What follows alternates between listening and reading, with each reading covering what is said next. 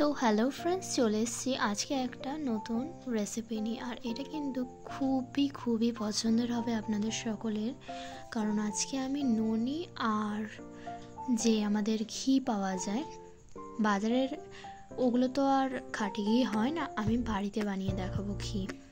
তো এই দুটো জিনিসই কিন্তু একটা জিনিস দিয়েই পাওয়া যায়, সেটা হচ্ছে গিয়ে দুধের সর। হ্যাঁ, তো আমাদের যিনি দুধ দিতে আসেন বাড়িতে খুবই ভালো দুধ দেন, ওখান থেকে আমার মা অনেক দিন ধরে সর সব তুলে রেখে জমিয়ে নিয়েছিল। আর এই যে দেখতেই পাচ্ছিলেন একদম পুরো বরফ হয়ে গেছিলো সরগুলো। ওটা গুঁড়ো করে মানে এরকম স্ম্যাশ করতে খুবই কষ্ট হয়েছে, যেহেতু খুবই ঠান্ডা ছিল, ধরার মতন উপায় ছিল না।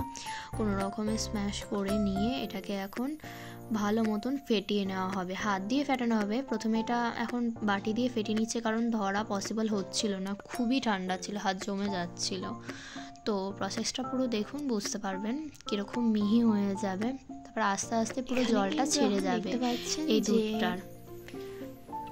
এই দুধটা থেকে। দুধ আর নেই, এটা আসলে এখন ননি হয়ে গেছে, ননিটা থেকে জলটা আলাদা করে দেওয়া হচ্ছে। এই জলটাও কিন্তু আসলে আমরা ঘোল হিসেবে খেতে পারি, যে নর্মালি দুধ দিয়ে ঘোল বানায় সেই ঘোলের জলে এই জলটা দিয়েও কিন্তু খাওয়া যায়, খুবই টেস্টি হয় খেতে আর গাঢ় হয়। আর এখন কিন্তু আমাদের ননি রেডি হয়ে গেছে। এই ননি কিন্তু গোপাল খায়, আর এটা কিন্তু গোপালের খুবই ফেভারিট। আপনারা কিন্তু চাইলে এভাবেই এই পদ্ধতিটা ফলো করতে পারেন আর ননি বানিয়ে ফেলতে পারেন।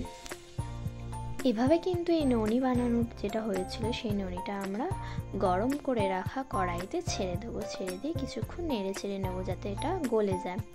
গলে যাওয়ার পর কিন্তু বন্ধুরা এটাকে ফুটতে দেওয়া হবে। এখানে কিন্তু দেখতে পাচ্ছেন যে অলমোস্ট গলে গেছে।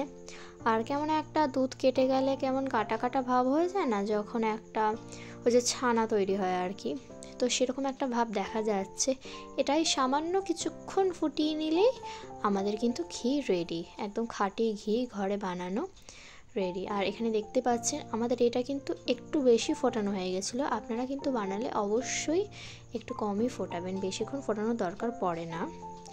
তো আমাদের এই যে দেখতেই পাচ্ছেন এখন খাঁটি ঘিটা রেডি হয়ে গেছে। তো আপনারাও যদি বানাতে চান এভাবেই ঘরে খাঁটি ঘি, তো অবশ্যই কিন্তু এভাবে এই প্রসেসে খাঁটি ঘি বানাতে পারেন। তবে আজকের মতন এটুকুই, দেখা হবে নেক্সট ভিডিওতে। টাটা, সবাই ভালো থাকবেন, সুস্থ থাকবেন।